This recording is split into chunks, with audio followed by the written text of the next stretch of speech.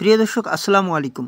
আজ আমি আপনাদেরকে এমন একটি বিষয় শেখাবো যা হয়তো আপনারা এর আগে দেখেননি, অন্য কোনো ভিডিওতে দেখেননি। দেখুন, আমি আজ আপনাদেরকে টিউমার কিভাবে অপারেশন করতে হয় বা আব, যেটা গ্রাম্য ভাষায় আব বলা হয়, আব কিভাবে অপারেশন করা হয় তা আমি আপনাদেরকে দেখাবো। তাই ভিডিওটি একদমই স্কিপ করবেন না। স্কিপ করলে কিন্তু কিছুই বুঝতে পারবেন না। তাই আমি আপনাদেরকে বলছি যে ভিডিওটি শেষ পর্যন্ত দেখতে থাকুন। এই যে আমি এখন এই ছাগলটির আব হয়েছে, আব বিভিন্ন জায়গায় হতে পারে, যেমন আব কোনো সময় মাথাতেও হয়ে থাকে বা ব্রেন টিউমার যে হয় সেরকম এই আপটি হয়েছে। এখন এই আপ পেটের মধ্যেও হতে পারে, আপ যে কোনো পায়ের মধ্যেও হতে পারে, আপ এই যে থন রয়েছে থনের নিচেও হতে পারে। তাই আমি এই যে আপটি দেখাইতেছি, এই যে আপটি দেখুন, আপটি আমি কিভাবে অপারেশন করে দেই। এই যে আমি দেখতেছেন যে নিডল দিয়ে সেখানে ফুটো করে দিতে হবে। নিডল দিয়ে যদি নিডল ক্লিক করা যায় তাহলে সেখান থেকে পানি বাহির হবে। পানি বাহির হলে আপটি একেবারেই চুপসে যাবে, অর্থাৎ আপটি আর দেখা যাবে না। এই যে আমি পানি বের করতেছি, দেখুন ভালোভাবে দেখুন পানি কিভাবে আপ থেকে পানি বের হয়, আপ থেকে কিভাবে পানি বাহির হয় দেখুন। ধরুন, ভালো করে ধরুন ছাগলটি। আপ থেকে যে আমি পানিটি বাহির করতেছি, ভালোভাবে হাত দিয়ে ধরে চাপ দিতে হবে।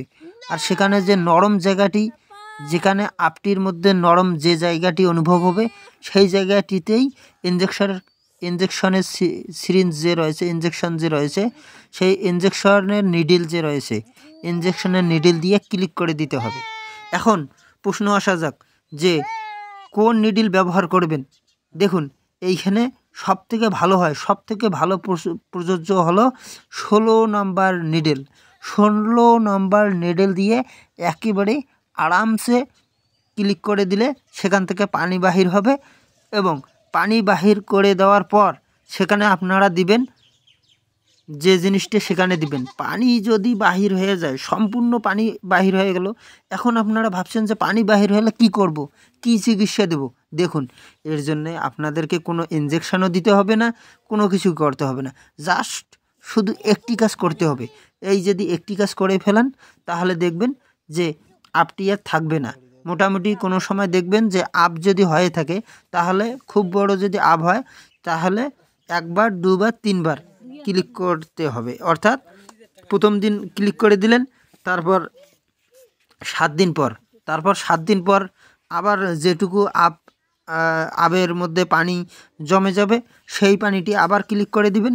তারপর তৃতীয় দিন, অর্থাৎ ফির 7 দিন পর যে পানিটি জমে যাবে, যদি না জমে তাহলে তো ঠিকই ভালো হয়ে গেছে। আর যদি কিছুটা পানি থাকে বা কিছুটা যদি জল থাকে তাহলে আপনারা আবার ওই 16 নম্বর নিডল দিয়ে ক্লিক করে দিবেন। কিন্তু একটা জিনিস খেয়াল রাখবেন, যদি আপনারা নিডল দিয়ে ক্লিক করে দেন তাহলে নিডল কিন্তু কোনো ক্রমেই পুরনো নিডল চলবে না। পুরনো নিডল একদমই চলবে না, একদম নিউ নিডল, অর্থাৎ নতুন যে নিডল রয়েছে 16 নম্বর নিডল, সেই নতুন 16 নম্বর নিডল দিয়ে ক্লিক করে দিবেন, তাহলেই সবথেকে ভালো হয়। এখন এই যে আপটি বা টিউমারটি রয়েছে, এই আপটি যে আপনারা ক্লিক করে দিবেন, ক্লিক করে দেওয়ার পর সেই আবের মধ্যে কোনো কিছু মেডিসিন দেওয়া যাবে কি না বা কোন মেডিসিন দিতে হবে সম্পূর্ণ আমি ভিডিওটিতে বলবো। কেউ স্কিপ করবেন না, স্কিপ করলে কিছুই বুঝতে পাবেন না।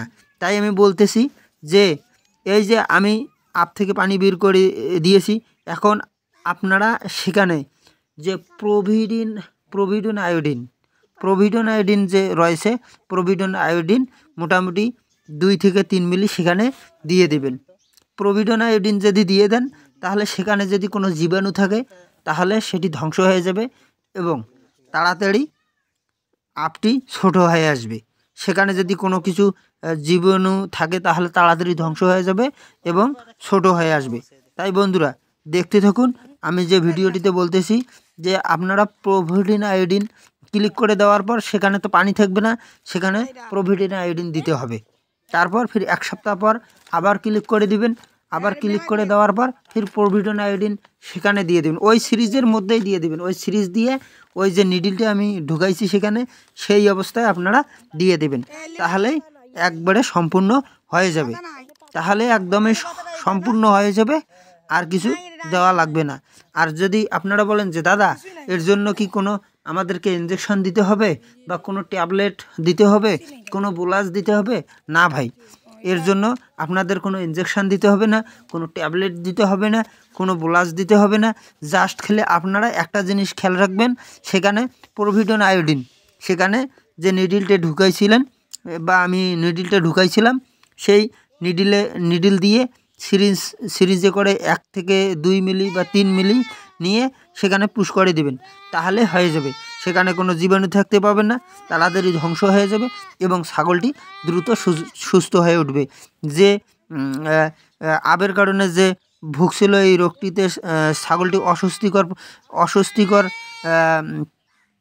অনুভব করছিল, তাও থাকবে না। এখন আমি সম্পূর্ণ হয়ে গেছে, আর নাই সম্ভবত, আর সেখানে আর পানি নেই। তো আশা করি ভালোভাবে বুঝতে পেরেছেন। ধন্যবাদ।